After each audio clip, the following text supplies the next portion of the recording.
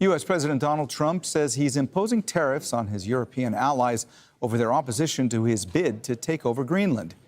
8 countries will face a 10% levy in 2 weeks. This is not just another trade dispute. It is a major geopolitical warning. U.S. President Donald Trump has announced plans to impose new tariffs on 8 European nations, accusing them of opposing American interests connected to Greenland. The move has triggered strong reactions across Europe, raised concerns within NATO, and intensified global debate over sovereignty, power, and economic pressure. As tensions rise between Washington and its longtime allies, the world is watching closely, generated by Speech Eyes. All right, we have Rory Challen standing by for us in Greenland's capital, Nuuk. But first, let's speak live to Mike Hanna, who's standing by in Washington, D.C. Mike, we first heard just around 24 hours ago, I believe, that Donald Trump planned to impose tariffs on certain countries who objected to his plans for Greenland. Now we're getting more details. What else have you learned?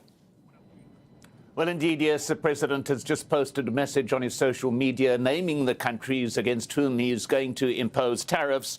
They are Denmark, Norway, Sweden, France, Germany, Great Britain, Netherlands, and Finland. Now, these are all allies of the United States. President Trump says he's going to impose 10% tariffs on February the 1st, and these will rise to 25% on June the 1st and will continue to rise until these countries agree to the U.S. taking control or buying Greenland. It's an unprecedented situation. The action against the U.S.'s traditional and long-standing allies. In his social media, President Trump blows this very large indeed. He says the national security of the United States and the world at large is at stake.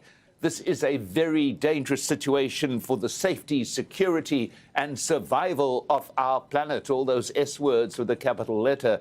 So President Trump clearly taking this very seriously, imposing tariffs against the U.S.'s oldest and closest allies. This is an unprecedented step for a U.S. president to take against its allies and NATO partners. All right, Mike, we'll leave it there for now. That's Al Jazeera's Mike Hanna live for us in Washington, D.C. with all the latest. Thanks so much. Let's cross now back to Rory Challen, who's in Greenland's capital, Nuuk. Rory, it was just in the last couple of hours I saw you walking along with demonstrators who were opposed to Donald Trump's plans for Greenland. Are you hearing any reaction thus far to what Trump has now threatened?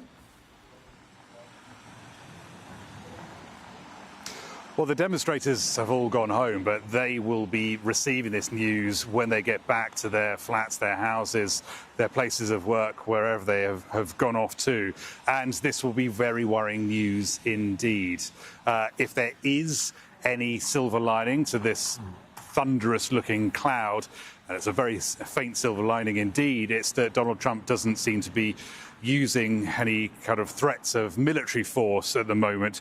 He's talking about a complete and total purchase of Greenland. But that, I think, matters little at the moment, considering how extraordinary this development is.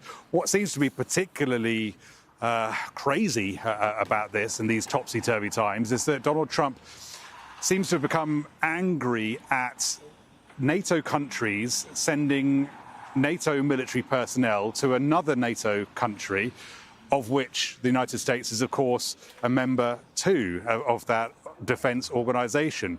This is an entirely sort of internal NATO spat, and that's what's going to be most worrying for European countries and Denmark particularly, and Greenland as well. Greenlanders have been very unnerved by all of the attention that Donald Trump has been putting on this vast country with its tiny population. They know that there is nothing that they could do if Donald Trump really did want to send in the troops. Denmark knows there is nothing really that they could do if Donald Trump really wants to send in the troops.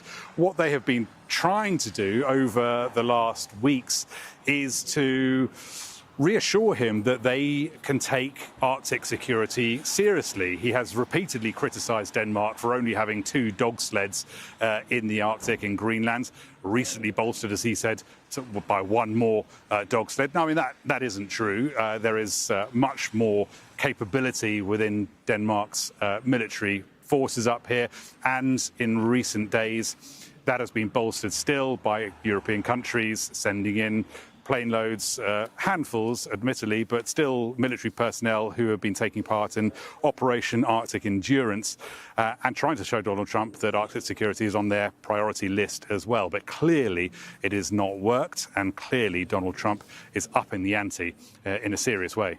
All right, that's Al Jazeera's Rory Challen live for us from Greenland's capital, Nuuk. Rory, thanks so much for unpacking all that for us.